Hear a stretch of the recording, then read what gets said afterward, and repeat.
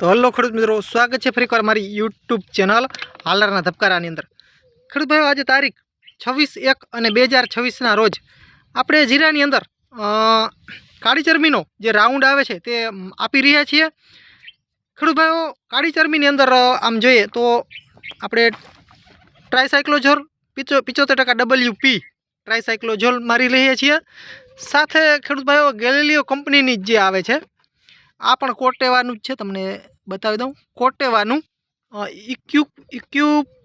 Equation pro, કોટેવા કંપનીનું equation pro જે આવે છે તે પણ આપણે મારી રહ્યા છીએ કાળી ચરમી માટે। સાથે ખેડૂત ભાઈઓ, આપણે ગયા રાઉન્ડનું જે ધાનુકાનું પ્રોટોકોલ જે પડ્યું છે, જે ઝાકળ સામે થોડોક ફાયદો કરે છે અને સારી વસ્તુ છે। અને બીજા નંબરમાં આપણે આ જે છે તે પીરિયા સામે પણ રક્ષક થોડી ઘણી કરે છે અને કારિયામાં પણ રક્ષણ કરે છે। તો તેના માટે ફુંગીસાઇડ દવા છે, ધાનુકાનું છે, બરાબર છે, પ્રોટોકોલ તે પણ આપણે આર્યુ તે પણ આપણે પંપે નાખી રહ્યા છીએ। અને ટ્રાયસાયક્લોઝોલ છે, તમે જોઈ શકો છો, આ છે ટ્રાયસાયક્લોઝોલનું દ્રાવણ, આનું છે। અને ખેડૂત ભાઈઓ, કોટેવાનું ઇક્વેશન પ્રો સાથે ટ્રાયસાયક્લોઝોલ, અને ખેડૂત ભાઈ એની સાથે આપણે જે સ્ટીકર નાખી રહ્યા છીએ। તો ખેડૂત ભાઈઓ, સ્ટીકર ખરેખર શું ફાયદો કરે? જ્યારે આપણે મોટા જીરા થાય, એકદમ નાના જીરા હોય ત્યારે બરાબર છે કે ચીપકવાનું કામ કરે, પણ ખરેખર ખેડૂતોનો 100% અનુભવ હોય એવા ખેડૂતો કોમેન્ટ કરે કે સ્ટીકર ખરેખર હવે નાખવું જોઈએ કે ન નાખવું જોઈએ, કે જીરાની અંદર છેટ સુધી નાખવું જોઈએ કે ન નાખવું જોઈએ, ફાયદો કરે છે કે ખેડૂતોના પૈસા એમને મફતના જાય છે? તો તેના માટે ખાસ કોમેન્ટ કરજો। સ્ટીકર જે આવે છે તે ખરેખર કેટલું ફાયદો કરે છે? સ્ટીકર ખરેખર ફાયદો કરે છે કે કેમ? તો ખાસ કોમેન્ટ કરજો, જેથી કરીને ખબર પડે ખેડૂતોને બે પૈસાનો ફાયદો થાય। આ નાખવું જોઈએ કે ન નાખવું જોઈએ? એગ્રોવાળા, ટોટલ એગ્રોવાળા આ બધા ખેડૂતોને આપે છે અને આપણે છાંટીએ છીએ। તો ખરેખર મોટા જીરાની અંદર સ્ટીકર એટલો બધો ફાયદો કરે કે ન કરે? ખાસ કોમેન્ટની અંદર જણાવજો। અને તમે આ દર રાઉન્ડમાં જીરાની અંદર સ્ટીકર નાખો છો કે કેમ, કે નથી નાખતા, તે ખાસ કોમેન્ટની અંદર જણાવશો। તો ખેડૂતો, આ આપણો કાળી ચરમીનો રાઉન્ડ અત્યારે ચાલુ છે અને હું ખુદ જ અત્યારે દવા કાળી ચરમીની આપણા જીરાની અંદર છંટકાવ કરી રહ્યો છું।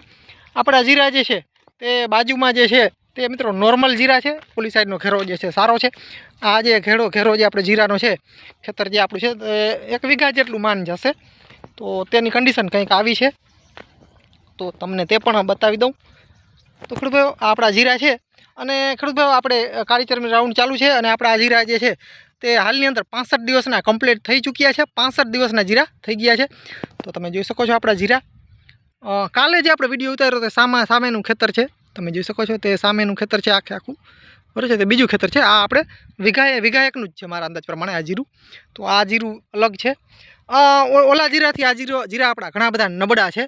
અને ખેડૂત ભાઈઓ, બીજું પણ તમને જણાવી દઉં, જો અલગ થઈ ગયો કિયારાવાર જગ્યા, તમે જોઈ શકો છો સામે જે છે તે કિયારાવાર જે જગ્યા જે છે તે બેસી ગયું જીરું। ત્યાં ખેડૂત ભાઈઓ, આપણે ગયા વર્ષે ખાવાના ધાણા વાવેલા હતા, બકાલું હતું ત્યાં, તો ત્યાં આપણે ધાણાનું કિયારો છે, તો તમે જોઈ શકો છો ધાણાવાળામાં જીરા ક્યારેય ન વાવવા, એ ખાસ ધાણાવાળામાં।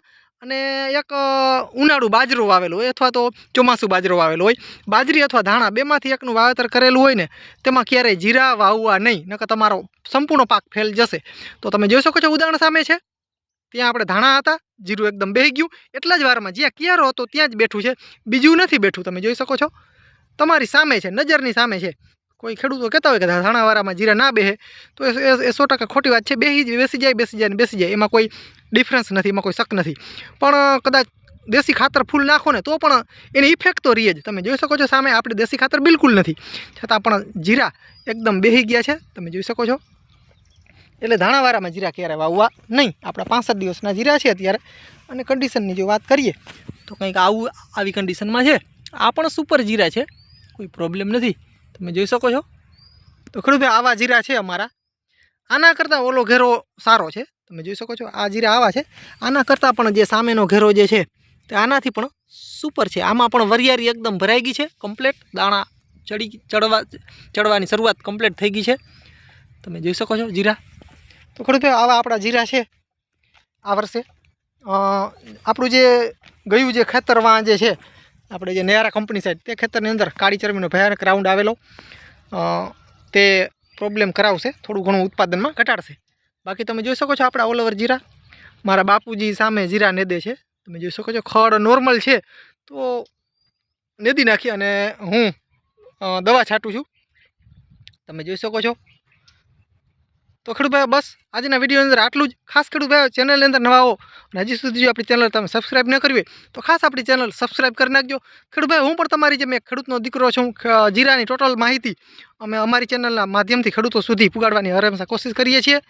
તો ખેડૂતભાઈઓ બસ ખેડૂતભાઈઓ મળીએ આગલા વિડીયોમાં. તો ખેડૂતભાઈ બસ હલ મન હાલાર મળીએ ફરી એકવાર આવા નવા વિડીયો સાથે. ત્યાં સુધી રજા આપશો. ખાસ આપણી ચેનલ સબસ્ક્રાઈબ કરી નાખજો અને ખેડૂતભાઈઓ વિડીયોને લાઈક આપશો. સાઈડમાં હાઈપનું નિશાન આવશે જે દબાવવાનું ભૂલશો નહીં. તો ખેડૂતભાઈઓ હલ મન હાલાર મળીએ આગલા વિડીયોમાં.